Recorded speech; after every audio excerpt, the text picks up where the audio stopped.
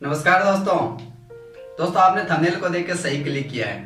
यानी इस वीडियो के अंदर आप ऑप्टिक्स की सारी नींव तैयार करके जाओगे यहाँ से, क्योंकि वो नींव तैयार है आपकी, तो उस पर कोई मकान आप बिल्डिंग खड़ा कर सकते हो, अन्यथा नहीं कर सकते। ठीक है, तो नींव यहाँ से मजबूत करके जाना, वीडियो को एंड तक जरूर देखना।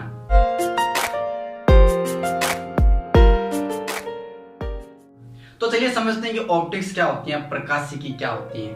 तो देखिए, इसके नाम से हमें पता चलता है प्रकाशिकी यानी भौतिक विज्ञान के अंदर जिस शाखा के अंदर हम प्रकाश का अध्ययन करते हैं, लाइट का अध्ययन करते हैं, लाइट से संबंधित घटनाओं का अध्ययन करते हैं, लाइट के से संबंधित कुछ उपकरणों का हम अध्ययन करते हैं, तो उसे हम क्या कहते हैं? ऑप्टिक्स कहते हैं। ठीक है, यानी हम सिंपली लिख सकते हैं यहां से ऑप्टिक्स को क्या लिख सकते हैं? ऑप्टिक्स को हम लिख सकते हैं, ऑप्टिक्स जो आपकी है वो स्टडी ऑफ लाइट, यानी लाइट का अध्ययन क्या है? ऑप्टिक्स है। ओके, चलिए अब बात करते हैं यहां पर। देखिए लाइट क्या होती है? लाइट किसे कहेंगे? तो लाइट को लेकर आपके मन में कुछ से क्वेश्चन उठ रहे होंगे, या फिर आप सोच रहे होंगे कि अगर आपने 10th क्लास में 9th क्लास में पढ़ा है तो शायद आप ऐसा सोच रहे होंगे कि लाइट एक ऐसा स्थान है जिसमें ऑब्जेक्ट दिखाई देते हैं। कई सोच रहे हैं कि लाइट एक एनर्जी है, ऊर्जा है। बिल्कुल सही सोच रहे हो आप, दोनों डेफिनेशन सही है आपकी। आप कह सकते हो कि लाइट एक एनर्जी, एक ऊर्जा है जिससे हमें ऑब्जेक्ट दिखाई देते हैं, वस्तुएं दिखाई देती है, उसको हम लाइट कहते हैं। ठीक है, वेरी गुड, सही है। लेकिन ये था 10th स्टैंडर्ड का। अब यहाँ पर एक बात, यहाँ पर नई चीज सीखने जा रहे हो लाइट के बारे में कि लाइट क्या होती है। शायद ये आपने कहीं पढ़ी होगी।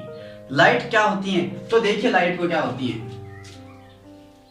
बात करें हम लाइट की, तो लाइट आपकी इलेक्ट्रोमैग्नेटिक क्या होती है? इलेक्ट्रोमैग्नेटिक वेव होती है। इलेक्ट्रोमैग्नेटिक वेव होगा, शायद आपने कहीं नहीं पढ़ी होगी। लाइट एक क्या होती है? इलेक्ट्रोमैग्नेटिक वेव होती है। कौन सी वेव होती है? नाम भी सुना है, विबग्योर। कौन सी वेव होती है? विबग्योर। और इसी को हम क्या कहते हैं? लाइट कहते हैं। क्या कहते हैं? लाइट कहते हैं। यानी आपके पास आज के बाद यदि आप लाइट की डेफिनेशन लिखना चाहो, बोलना चाहो, तो लाइट किसको कहोगे आप? तो आप कहोगे लाइट एक इलेक्ट्रोमैग्नेटिक वेव है जिससे हमें कोई ऑब्जेक्ट दिखाई देते हैं, उससे हम क्या कहते हैं? लाइट कहेंगे। ओके, लाइट कौन सी इलेक्ट्रोमैग्नेटिक वेव है? विबग्योर। अच्छा, यदि हम बात करें इलेक्ट्रोमैग्नेटिक वेव की, तो क्या होती है इलेक्ट्रोमैग्नेटिक वेव? तो इलेक्ट्रोमैग्नेटिक वेव होती है कि ऐसी वेव जिसको संचरण के लिए किसी माध्यम की आवश्यकता नहीं है, ये कहीं भी संचरण कर सकती है। प्रकाश को कोई माध्यम की आवश्यकता है क्या? नहीं, ये निर्वात में भी संचरण कर लेगा। तो इसे हम क्या कहेंगे? इलेक्ट्रोमैग्नेटिक वेव कहेंगे, विबग्योर है। यदि हम इलेक्ट्रोमैग्नेटिक वेव के स्पेक्ट्रम की बात करें तो इसका कहाँ स्थान आता है? तो देखिए यहाँ पर विबग्योर है, तो विबग्योर से पहले आती है आपकी अल्ट्रावायलेट वेव। ठीक है, और इसके पहले आती है आपके पास एक्सरे। ठीक है, कौन सी आती है? एक्सरे आती है, और इससे पहले आती है गामा रे। ठीक है, यदि इस विबग्योर के बाद इधर बात करें तो आपकी आती है इंफ्रारेड। ठीक है, और फिर आती है आपकी माइक्रोवेव, और फिर आती है रेडियो वेव। ठीक है, ये वेव है, ये इनका क्रम है। कैसा क्रम है? ये क्रम है वेवलेंथ, लेमडा वेव लेंथ के आधार पर। किस आधार पर? इंक्रीज के आधार पर। यानी यदि हम इधर से चलेंगे यहां तक, तो इन इलेक्ट्रोमैग्नेटिक वेव का जो वेवलेंथ है वो बढ़ेगा, इंक्रीज होगा। यानी सबसे कम वेवलेंथ किसकी होती है? गामा की होती है, और सबसे अधिक वेवलेंथ किसकी होती है? रेडियो वेव की होती है। आगे बात समझिए, यदि हम बात करें हमारे पास जो इलेक्ट्रोमैग्नेटिक वेव है, जो लाइट है, वो कौन सी होती है?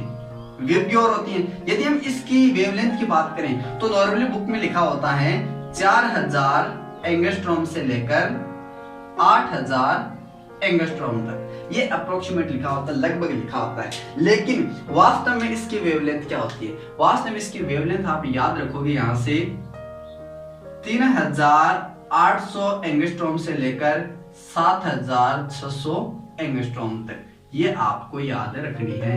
याद ये भी रख सकते हो आप, ये भी लिख सकते हो, गलत नहीं है, अप्रोक्सीमेट लिख सकते हैं। तो आप अब लाइट को कैसे परिभाषित करोगे? किसे कहेंगे लाइट? तो देखिए यहां पर अब लाइट एक इलेक्ट्रोमैग्नेटिक वेव है जिसकी वेवलेंथ 3800 से लेकर 7600 एंगस्ट्रॉम तक होती हैं, और जिससे हमें ऑब्जेक्ट दिखाई देते हैं उसे हम क्या कहेंगे? लाइट कहेंगे।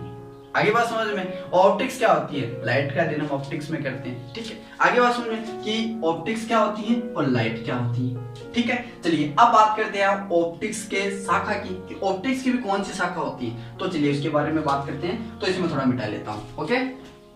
तो देखिए, हरियाणा रोडवेज लिखवाया गाड़ी पे, टैटू भोलेनाथ का गुद्दवाया छाती पे, ठीक है। चलिए अब बात करें हम यदि ऑप्टिक्स की। तो ऑप्टिक्स जो है वो आपके पास दो प्रकार की होती है। एक ऑप्टिक्स आती है रे ऑप्टिक्स और दूसरी आती है वेव ऑप्टिक्स, ठीक है। रे को ऑप्टिक्स को हिंदी में कहते हैं किरण प्रकाशिकी, किरण प्रकाशिकी, और वेव को कहते हैं हम तरंग प्रकाशिकी, ओके। नोट्स बना लीजिए साथ में, वरना आपको नोट्स मिल जाएंगे हमारे टेलीग्राम चैनल पर, लिंक वीडियो के डिस्क्रिप्शन में है। हिंदी में नोट्स हैं, बढ़िया राइटिंग में सुंदर से नोट्स है, वहां से आप डाउनलोड कर लेना पीडीएफ, ओके। चलिए, किरण प्रकाशिकी क्या होती है।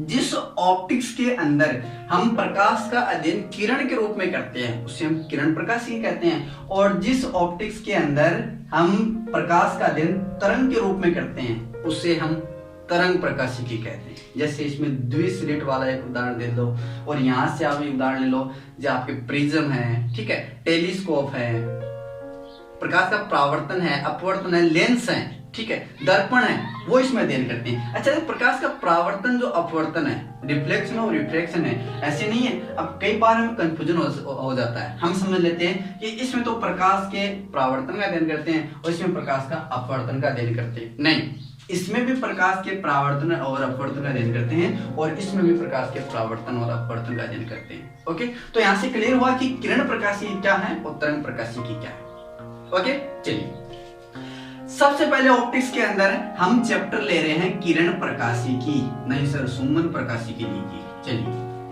चलिए रे ऑप्टिक्स, तो हम सबसे पहले समझेंगे रे ऑप्टिक्स को। इसके रे ऑप्टिक्स के सारे जितने टॉपिक है, लेंस है, दर्पण है, जो भी है, सारी चीज पढ़ेंगे। फिर इसके अंदर इसके क्वेश्चन जो है, जो बहुत मोस्ट इंपॉर्टेंट क्वेश्चन होते हैं, वो भी हम साथ में करेंगे, ठीक है। तो एक वीडियो की आपको पूरी प्लेलिस्ट मिल जाएगी इस चैप्टर की, किस नाम से, किरण प्रकाशिकी नाम से और तरंग प्रकाशिकी नाम से, दो प्लेलिस्ट मिल जाएगी, दोनों को आप जाके देख सकते हो। सारे हर एक टॉपिक आपको मिल जाएंगे और साथ ही उसके क्वेश्चन भी मिल जाएंगे। देखिए, ऑप्टिक्स जो है वो एक गॉड गिफ्टेड समझ सकते हो आप फिजिक्स के अंदर। ये यूनिट ऑप्टिक्स जो बहुत इजी टॉपिक है, ठीक है, बहुत इजी यूनिट है।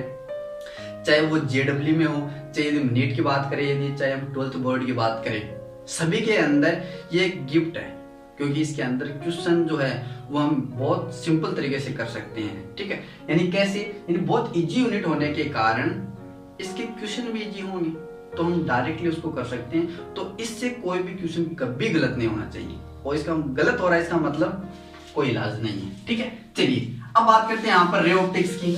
तो देखिए, किरण प्रकाशिकी, तो किरण प्रकाशिकी आपने मतलब समझ गया होगा कि जिस ऑप्टिक्स के अंदर हम प्रकाश किरण के रूप में अध्ययन करते हैं, प्रकाश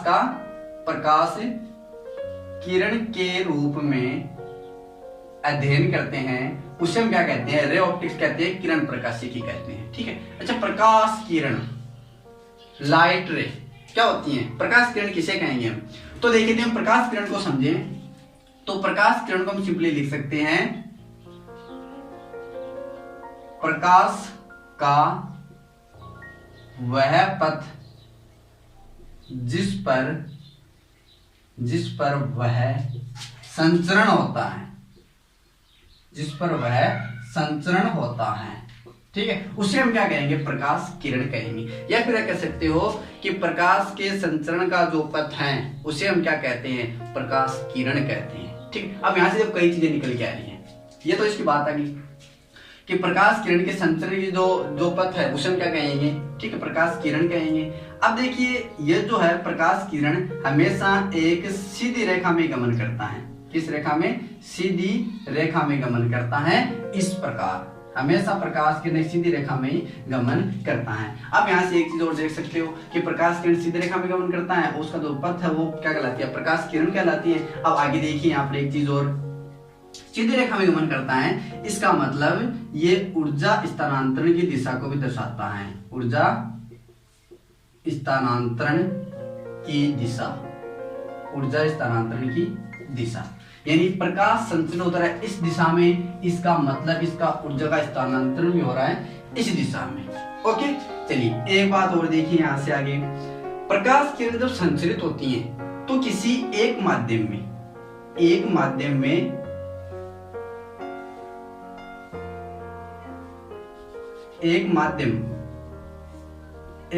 में हमेशा सीधी संचरित होती है, हमेशा सीधी संचरित होती है। यदि हमारे पास एक माध्यम है तो हमेशा प्रकाश किरण सीधी यहाँ पर संचरित होगी।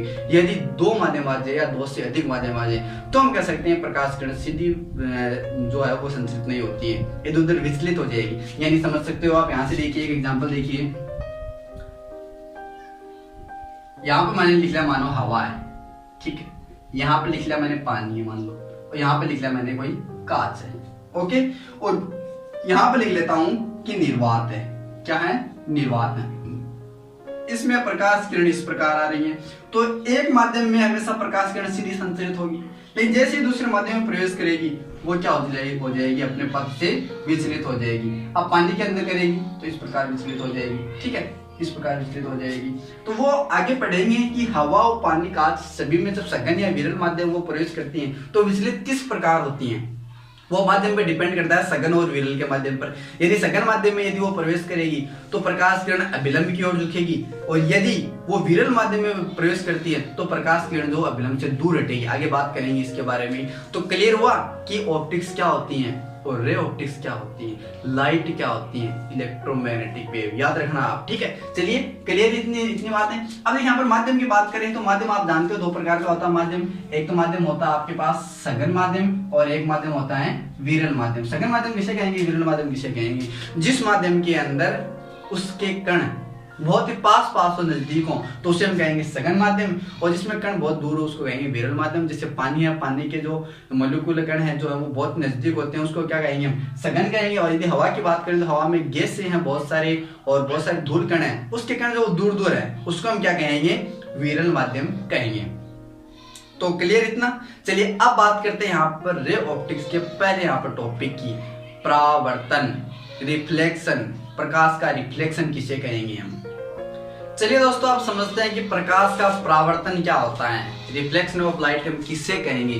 तो देखिए प्रकाश के परावर्तन में समझिए, इस डायग्राम के अंदर आपके पास ए बी जो है वो परावर्तक पृष्ठ है, कोई परावर्तक पृष्ठ है, चाहे वो समतल भी हो सकता है, वो खुरदरा भी हो सकता है। उसके अंदर ऊपर जो है एक प्रकाश किरण आपतित हो रही है, और जो प्रकाश किरण इस प्रकार आ रही है उसको हम कहते हैं आपतित किरण। और ये तीर के चिन्ह आपको ध्यान रखना होगा, ये तीर का चिन्ह किसको डिनोट करता है, प्रकाश के संचरण की दिशा को डिनोट करता है कि किस दिशा में संचरित हो रही है। तो मान लीजिए आपकी जो प्रकाश किरण है वो इधर से आ रही है और इस पृष्ठ O पर, पृष्ठ AB के बिंदु O पर आपतित हो रही है, तो इस किरण को कहते हैं हम आपतित किरण। ओके, फिर इस पॉइंट O से ये टकराकर इस दिशा में चली जाएगी, जिसको हम कहेंगे परावर्तित किरण। जा रही है उसको परावर्तित किरण, आ रही है उसको आपतित किरण, ठीक है। और इसके बीच में एक अभिलंब की हम कल्पना कर लेते हैं, जो आपके पास दिखाई दे रहा है NO, ये आपके पास हो गया अभिलंब। मान लेते हैं कि इस AB पृष्ठ के नीचे दूसरा माध्यम है, ऊपर दूसरा माध्यम है, ठीक है। तो यहाँ से आप क्या देख रहे हो कि प्रकाश किरण जो आ रही है उस पृष्ठ से टकराकर वापस वो उसी माध्यम में लौट रही है,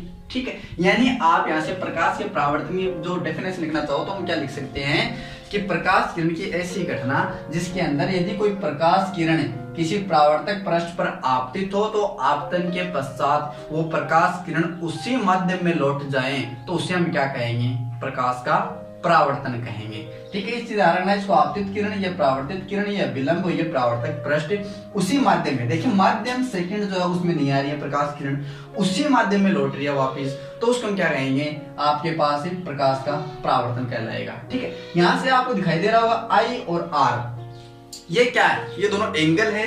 जो ये एंगल है वो इस अभिलंब का इस आपतित किरण के साथ है, जिसको हम लिखते हैं I से, और इस कोण का नाम होता है आपतन कोण। कौन सा नाम होता है, आपतन कोण, यानी आपतित किरण के साथ जो कोण बन रहा है उसको आपतन कोण, और जो परावर्तित किरण के साथ जो कोण बन रहा है उसको हम कहते हैं परावर्तन कोण। क्या कहते हैं? परावर्तन कोण कहते हैं। आगे बात समझ में, जो प्रकाश किरण के साथ जो कोण बन रहा है उसको आपतन कोण, और जो परावर्तित किरण के साथ बन रहा है वो परावर्तन कोण। आगे बात समझ में, ये होता है प्रकाश का परावर्तन। तो डेफिनेशन लिख लोगे आप, ये डायग्राम बना लेना कि जब कोई प्रकाश किरण किसी एक माध्यम में किसी पृष्ठ पर आपतित होती है तो आपतन के पश्चात वो वापस उसी माध्यम में लौट जाए तो उसे प्रकाश का परावर्तन करते हैं। और ये डायग्राम, प्रकाश का परावर्तन ऐसे नहीं होता है, उसके नियम होते हैं 2।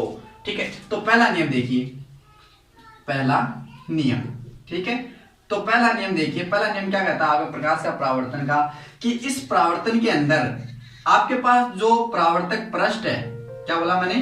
परावर्तक पृष्ठ, यहां समझ सकते हो, परावर्तक पृष्ठ, ठीक है, परावर्तक पृष्ठ हो गया। अभिलंब, अभिलंब, परावर्तक पृष्ठ, अभिलंब, ठीक है, और आपके पास प्रकाश किरण यानी आपतित किरण भी आप कह सकते हो। ठीक है, आपतित किरण, आपतित किरण और परावर्तित किरण, परावर्तित किरण सब क्या होते हैं?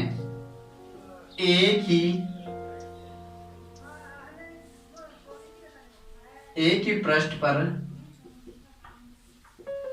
उपस्थित होते हैं।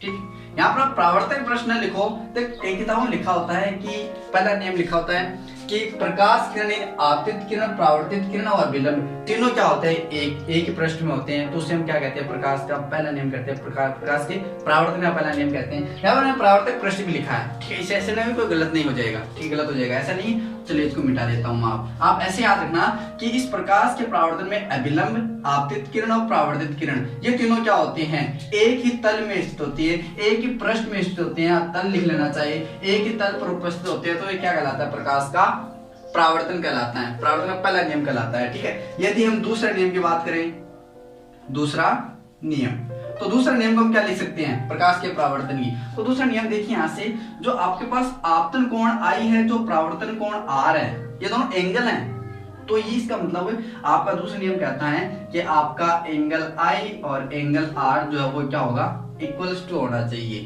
तो प्रकाश के परावर्तन में हमेशा याद रखना, प्रकाश किरण जिस कोण से आपतित हो रही है उसी कोण से क्या होगी? परावर्तित होगी, यानी आपतन कोण का मान परावर्तन कोण के हमेशा बराबर होता है। किसमें? प्रकाश के परावर्तन में। तो समझ में आया प्रकाश का परावर्तन क्या होता है?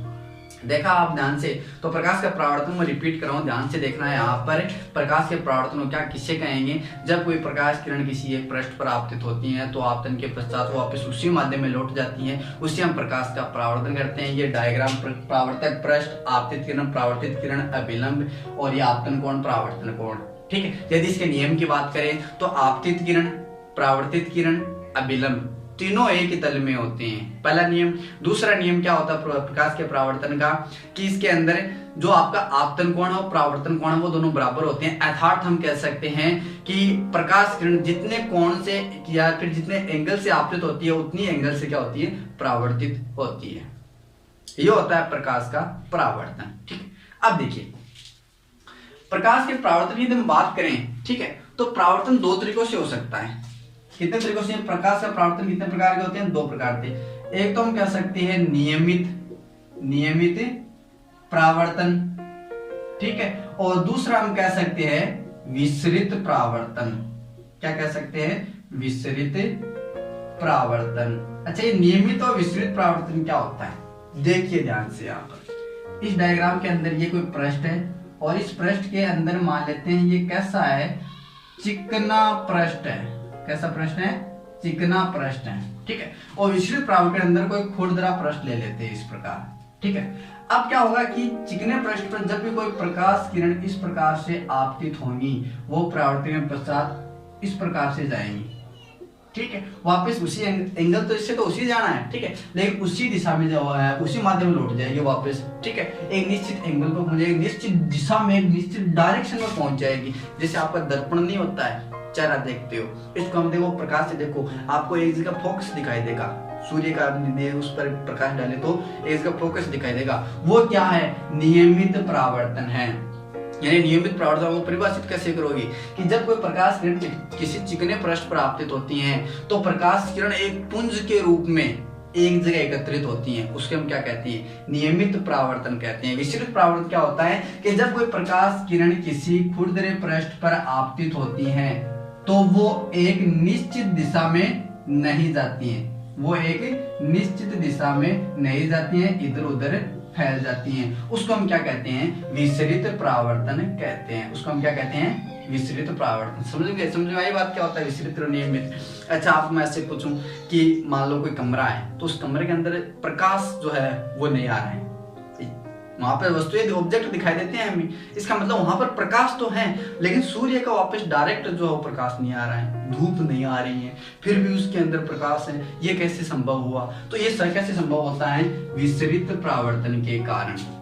क्योंकि बाहर कोई वातावरण में जो है वो उबड़ खाबड़ जगह है, ठीक है, समतल धरातल नहीं है, तो समतल धरातल नहीं है तो जब प्रकाश किरण उस पर टकराएगी तो टकराने के पश्चात वो प्रकाश किरण इधर उधर फैल जाएगी, वो प्रकाश किरण हमारे कमरों के अंदर भी आ जाएगी और हमारे कमरों के अंदर भी प्रकाश उपस्थित हो जाएगा, हमें ऑब्जेक्ट वस्तुएं दिखाई देती हैं। आगे बात समझिए। तो ये होता है प्रकाश का नियमित और विसरित परावर्तन। तो परावर्तन क्लियर हुआ कि परावर्तन क्या होता है? परावर्तन की परिभाषा याद रखनी है आपको, परावर्तन का ये डायग्राम याद रखना आपको, और परावर्तन का यहाँ पर साथ में नियम याद रखने हैं दो कि इसके आपतित किरण परावर्तित किरण अभिलंब तीनों एक ही तल में होते हैं, और दूसरा नियम होता है इसके आपतन कोण परावर्तन कोण का मान बराबर होता है। और यहाँ पर प्रकाश का परावर्तन दो प्रकार का होता है, नियमित परावर्तन और विसरित। नियमित होता है जब चिकने पृष्ठ पर आपतित होता है तो किरण पुंज के रूप में निकलता है, और विसरित परावर्तन जब ऊपर खबर निकलता है तो प्रकाश किरण इधर उधर फैल जाती हैं। हमारे कमरों के अंदर प्रकाश का आना ही विसरित परावर्तन है। क्लियर इतना? तो आज हमने सीखा कि ऑप्टिक्स क्या होती है, रे ऑप्टिक्स क्या होती है, लाइट क्या होती है, प्रकाश का परावर्तन क्या होता है, इसके नियम क्या है, कितना प्रकार का होता है। तो आई होप कि आपको वीडियो पसंद आया होगा। तो वीडियो पसंद आया तो वीडियो को लाइक, अपने दोस्तों के साथ शेयर जरूर करें और हमारे साथ बने रहिए। एक पूरी प्लेलिस्ट बनी हुई है, जाके सभी सारे ऑप्टिक्स के वीडियो देखें, पूरा टॉपिक पूरी यूनिट क्लियर कीजिए। धन्यवाद।